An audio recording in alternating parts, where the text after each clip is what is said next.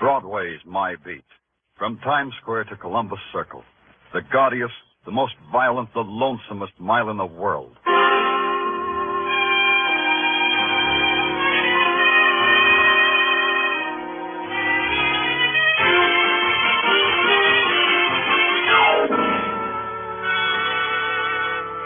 Broadway's My Beat, with Larry Thor as Detective Danny Clover.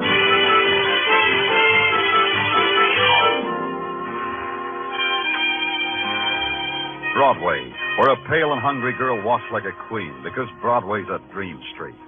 Where a fat man stands with begging eyes because he knows his dreams will never come true. It's a cry or a laugh, but nothing in between. Either way, it's My Beat. On special detail, there are no special hours. Dorn was at the window of my office at police headquarters when I scribbled my last report. An out-of-town school teacher who was trying to beat the heat by using Columbus Circle for a burlesque runway. I buried that one behind a convenient fan, bid the boys a fond bonjour, and started home out the side entrance. I didn't make it. All I saw of sunrise was in an alley, the alley reserved for police ambulances coming home to the morgue. A voice stopped me and invited me in. Danny, come here. The man who stood silhouetted in the slice of light was a man who called himself K-Peck, the freelance photographer who hung around headquarters. You never knew he was there, but he always was. The quality of dawn, Danny. Who can hold it? Who can imprison it? It is the eternal enigma for a photographer. Why don't you go home then, K-Peck? What keeps you here? That ambulance, perhaps. Huh? You see, creative men like me have a devotion. It is always the same. Perfection. Everything neat and perfection. Oh, so that's what it is. Watch that stretcher, Joe. Yeah, okay. Hiya, Danny. Hi, what do you got, boys? Suicide. Guy jumped in front of an 8th Avenue subway. I didn't know anything about it. Well, not your department, Danny. See you later. See what I mean, Danny? Neat and perfection. The man they're bringing in, for instance. What's neat about him? That was Jimmy Dorn, a Cinderella man who only the other day won $17,000 on the Irish sweepstakes. What? You must have read about him, how no newspaper, no newsreel could get a picture of him. Yeah, I remember. He was shy. I liked him for that. But I have a picture of him. Oh? Dead or alive? Alive, of course. Dead is for any hack with a brownie. Got it with you? Mind if I see it? No harm. I've already sold it to the news. Here, look at it, Danny. Note the delicate play of light and shadow, the exquisite... This guy looks happy. I never seen anybody look that happy. Because K-Peck took it at the moment of Jimmy Dorn's greatest joy, the supreme ecstasy of winning $17,000. Yeah, to each his own. How did you get it when no one else could? The famous K-Peck tact. It cost me $50 to arrange it. But the news paid me twice that. That much, huh? When Mr. Dorn committed suicide, it raised the price. You see, in the newspaper game one that's not... Excuse me, K-Peck.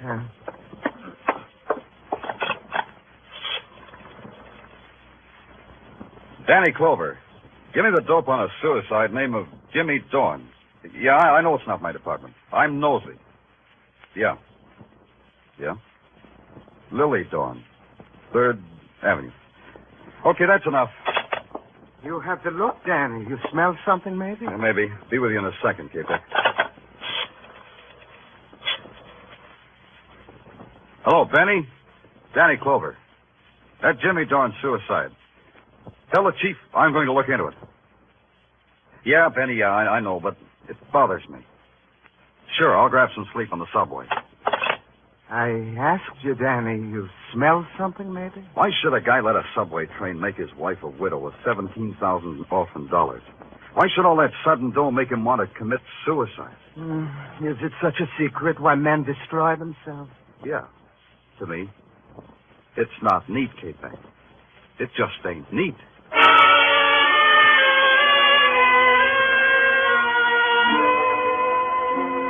3rd Avenue is a tenement 5 stories high and miles long. At 9 o'clock in the morning, it was going full blast. The elevated, housewives hunched in open windows, kids slipping pennies against the wall, and every 7 minutes it screamed. Somewhere between Sam Chu's hand laundry, special attention paid to pleated dress shirts, and the Blue Star delicatessen, cream soda and hot pastrami, 2 bits. Somewhere between there was a doorbell. I pushed it.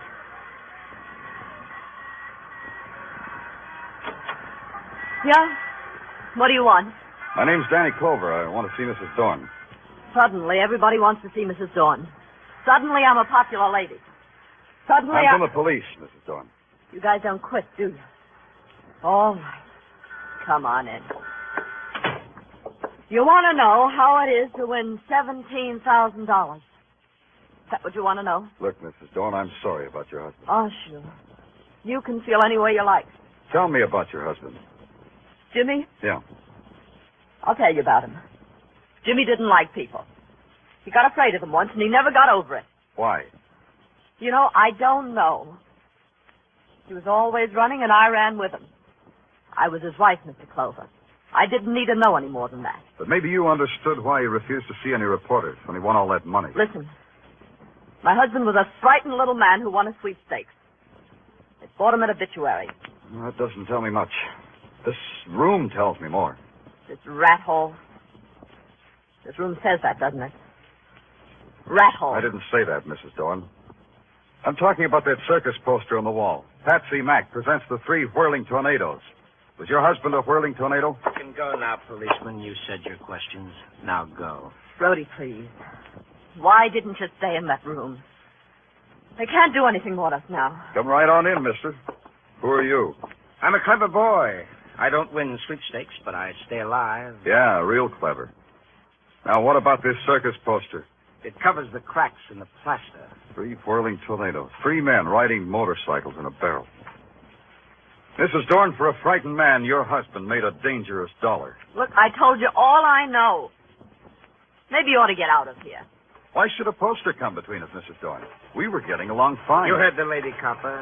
She's saying she's finished talking. That's right, Mrs. Dorn? Yeah. What did you say? I said that's right.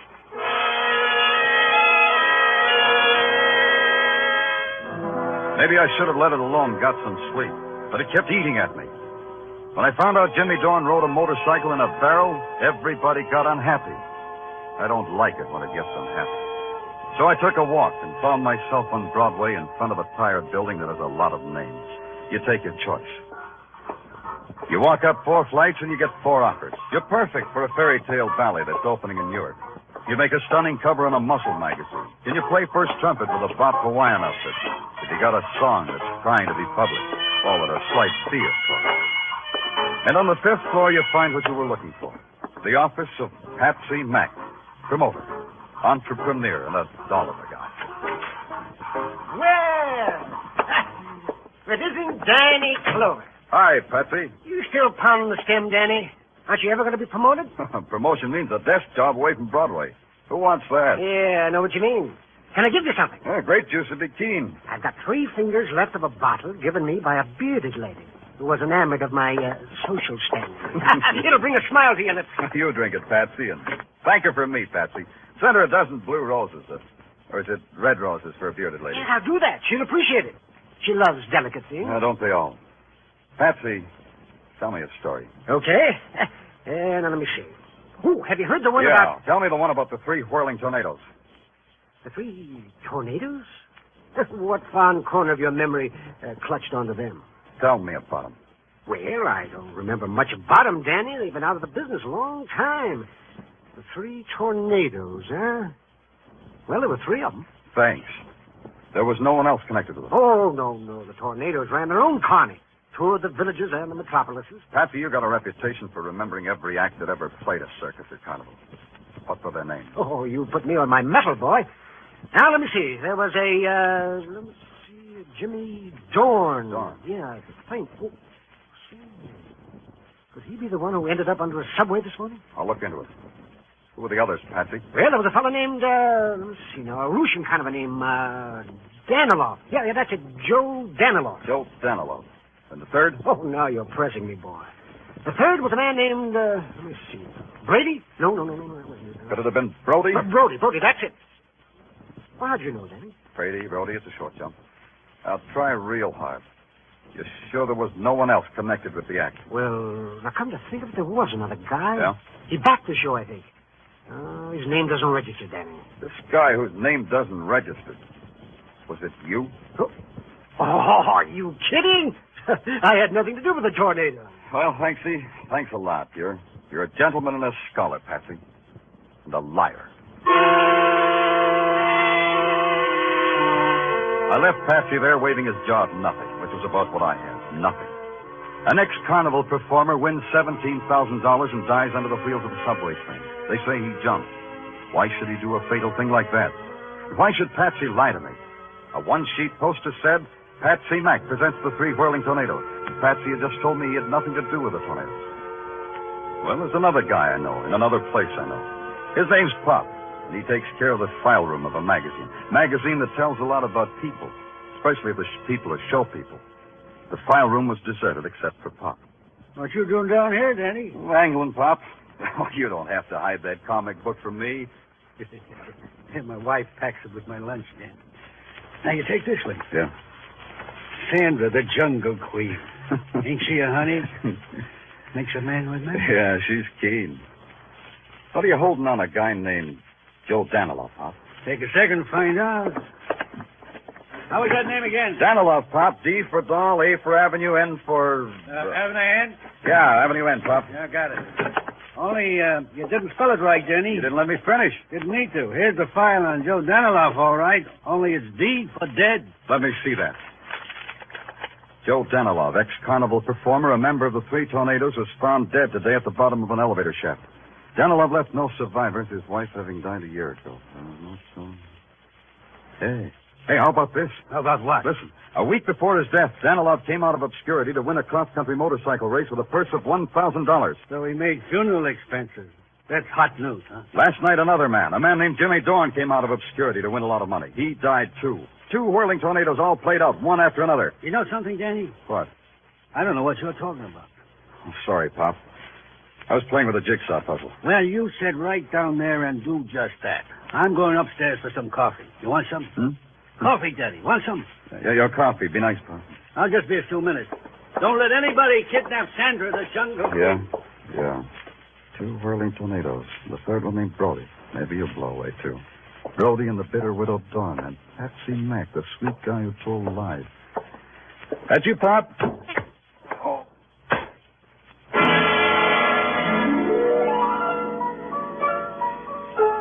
I never knew what it was that slugged me on the back of my head. It wasn't a comic book.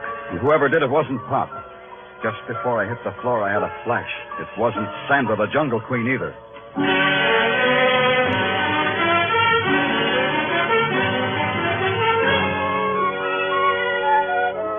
You are listening to Broadway's My Beat with Larry Thor as Detective Danny Clover.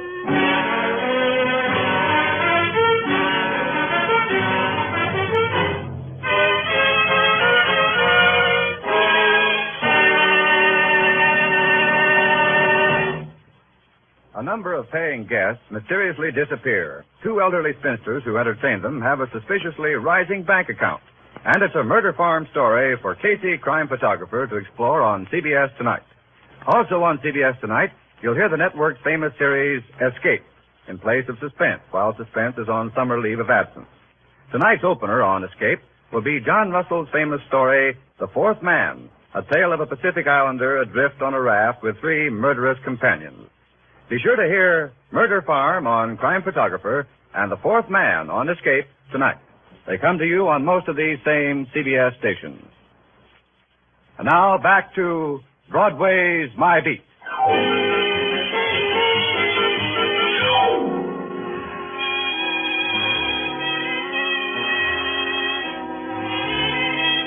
You win a lot of money or die violently or do both, and Broadway will know all about you. You get your name and your picture in the morning editions. Then Broadway won't care anymore. But I care. Maybe it's because I've got a cop's curious mind, but it bothered me why Jimmy Dorn died. So I made it my personal business. And so far, business was rotten. I was on my back when Pop brought me to. It took a little longer to find out that the press clippings I was looking at weren't around. That's a new one. Roll for some old press clippings. This needed thinking. To think, a cop's got to eat. To eat, there's a classy sidewalk cafe on the corner of Broadway and 47th where you stand up to a hot dog and a cup of coffee that dares you. I threw a lump of sugar at it when someone tapped me on the shoulder. Hello, Danny. Mind if I join you? Oh, K-Peg, not at all. Grab a napkin. Danny, somehow you look unsymmetrical today. What happened to your head? I had it done over. Oh, you detectives, always intruding yourselves into violence and danger. Who did it, Danny? Person or persons unknown. Oh, you should go home and get some rest. Yeah, what about you, K-Peg? Don't you get any sleep either? I am a vain man, Danny. I've been waiting for the noon edition of the news to come out. It has the picture I took of Jimmy Dorn. Look at it, Danny. Yeah. Is it not a magnificent reproduction? Yeah, it's quite a picture. How'd you catch the expression? For an artist like me, it is a matter of precise timing. But somehow, I feel the caption beneath this picture is not right. What do you mean? I feel the caption should not read suicide. It should read murder. Oh? Makes you say that? I have captured death in my pictures for a long time, Danny. This is the face of a man whom death was about to touch with murder, not with suicide. You talk prettier, but you think like a cop. The elements for murder are three, Danny. A widow with $17,000, perhaps a boyfriend, and... Wait a minute, Danny. Where are you going? You haven't touched your... I've got to make a call. So you can't eat first? Who calls on a rich widow with onions in his breath?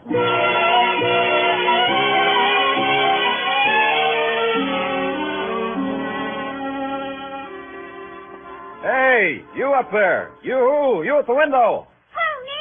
Yeah, you. Oh, hello. Hello. Mrs. Dorn, isn't she home? You want somebody, mister? Mrs. Dorn, I've been ringing your bell. Where is she? Oh. You know where Mrs. Dorn went? There's no light downstairs. Her? Yeah, her. Oh, sure, she had a date for across the street. What? For across the street, mister. The Eagle Tavern. I saw her go in there with a guy.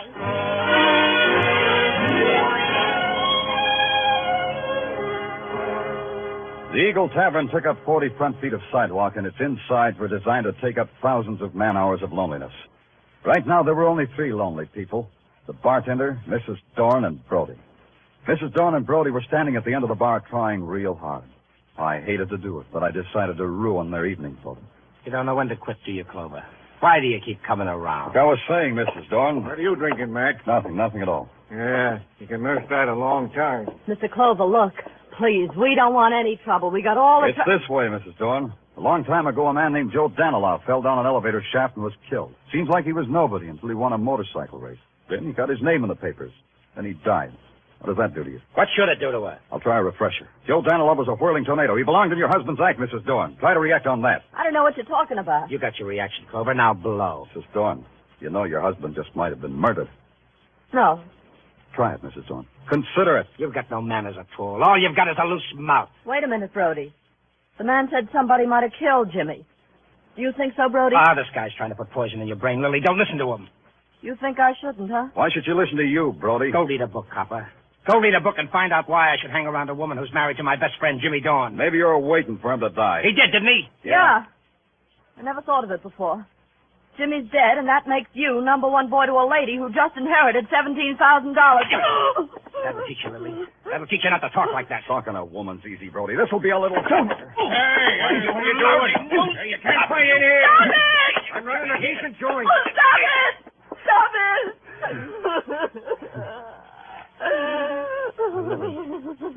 Lily, I'm sorry. Don't cry, Lily. Please don't. Talk to him, Brody. Tell him what he wants to know. Tell him what you never told me. What happened back there 10 years ago? Why were you and Jimmy always hiding? Tell him, Brody. Tell him. Take off, copper. You've done your bit. Take off and feel filthy about the whole thing. Sure, only you fascinate me, Brody. If you didn't shove Jimmy Dorn in front of a subway train, what keeps you alive? First Joe Danilow, then Jimmy. There's hardly a breeze left of the three whirling tornadoes. What's keeping you alive, Brody?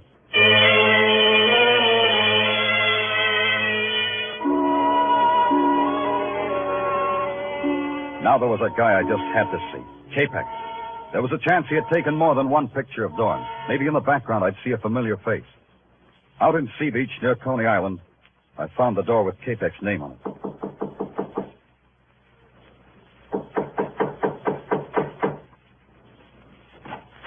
Oh, it's you, Danny. Come in, come in, I didn't come want to in. disturb you, K-Pex, but I just Wondered if you took any more pictures of Dorn besides the one that ran in the news. Oh, I am not like other photographers, Danny, who take dozens of pictures to get one good one. I take only one, and it is always perfection. So the one in the news is the only one. Yes. It is important that there should be other ones? It might have been. Well, it's quite a gallery you have on the wall. Yes. Come look, Danny, come look. This one, Danny. This girl who looks like a tired angel on a lonesome street. Yeah, nice. And look, and this one, a derelict asleep in the gutter. It has the texture and the lighting of a Rembrandt, no? Now, K-Peck, a man of your talent could live in a penthouse with dancing. Why do you live here? I get some of my best results here. Yeah, everybody gets some. Well, you must have got there fast for this picture. Oh, that one, yes. Well, you know my deal with the police. The minute anything violent happens, I go out with you. I get a picture. You get a body. Who was it? That is a man who was once Joe Danilov. Danilov, huh? Yes. I took this picture just after he fell down the elevator shaft. The mood of finality was magnificent. Very dramatic, K-Peck. Danilov was one of the 3 whirling tornadoes. Did you know that? So? Well, to me, Danilov was simply a man who fell down into space and died. The picture captures the sensation, don't you think? The down-sweeping lines, the shadows like a dark caress, the broken form like some grotesque passion, everything neat, everything...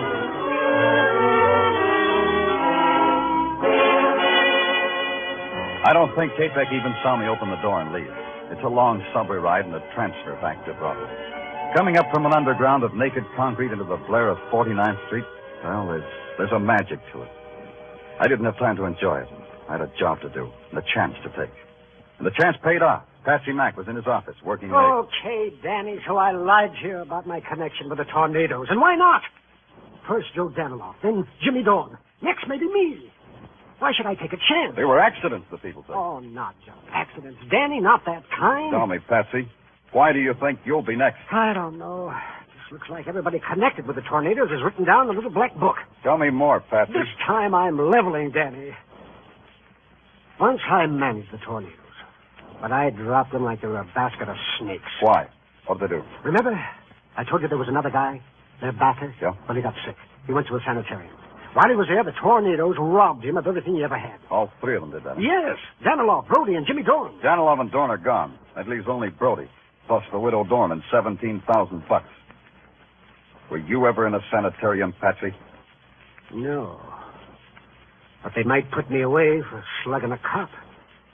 Oh, what do you want me to do, Danny? Cross my heart and hope to die? Nothing easier than that. Use your phone for me. Anything for a friend, Danny. But you are my friend, aren't you, Danny? Call Billboard for me. Oh, what? Personal ad, Patsy. A personal ad on the front page where a guy in the show business would be sure to see it. You phrase it. Phrase what? Just this. Anyone connected with the act, the whirling tornadoes, meet at the entrance to Crescent Midway on Coney Island tomorrow night at 11. Have information to wind up affairs of the tornadoes. Phone that in, Patsy. Because you say so, friend? Because the police say so. And Patsy, Yeah? sign your name to it.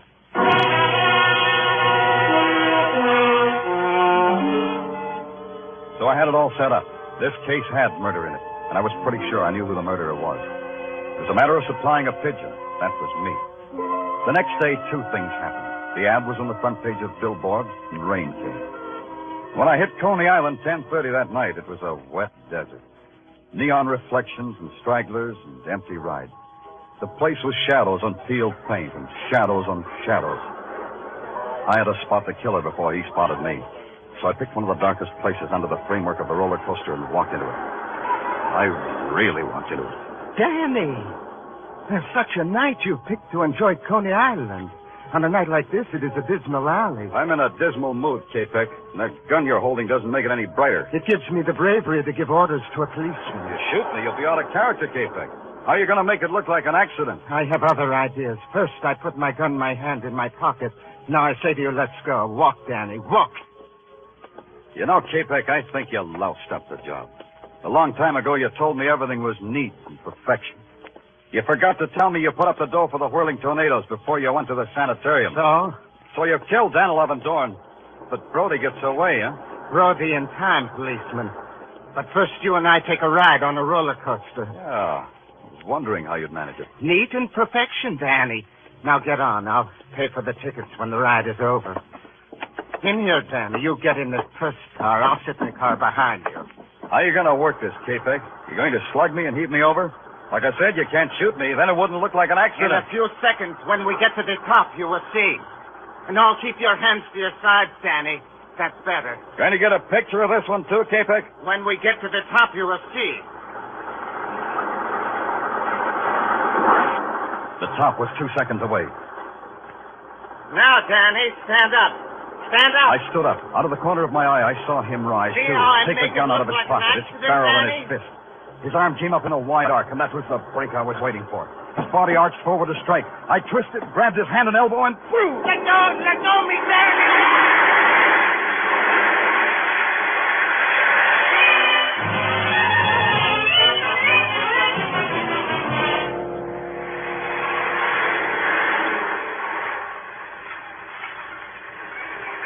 How long can a roller coaster ride last? Long enough. Long enough to piece together the jagged edges of some frightened lives. Danilov and Dorn murdered. Murdered because they crossed a twisted man named K-Peg. Brody and Patsy Mack hugging the shadows because they were afraid of K-Peg's revenge. And Lily Dorn with a handful of dust and dollars.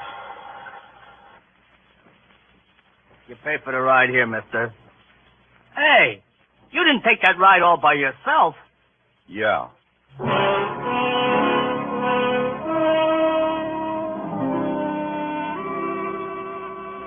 A little while later, an ambulance came and picked up the dead, broken body of K-Peg. They took a picture of him, too. I caught a ride back to Broadway in a prowl car.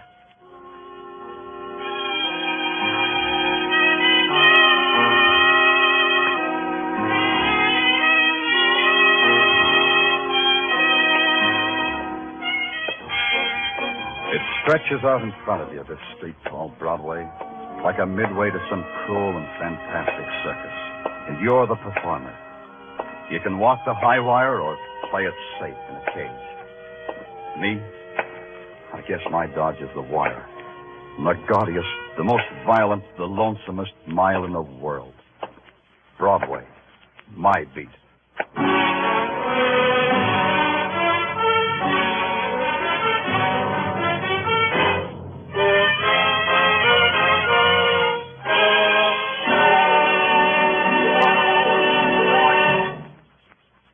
Broadway's My Beat, with Larry Thor as Detective Danny Clover, is produced and directed by Gordon T. Hughes, with script by Morton Fine and David Friedkin. Musical direction is by Lud Bluffkin. Be sure to join us again next week, same time, same station, for Broadway's My Beat.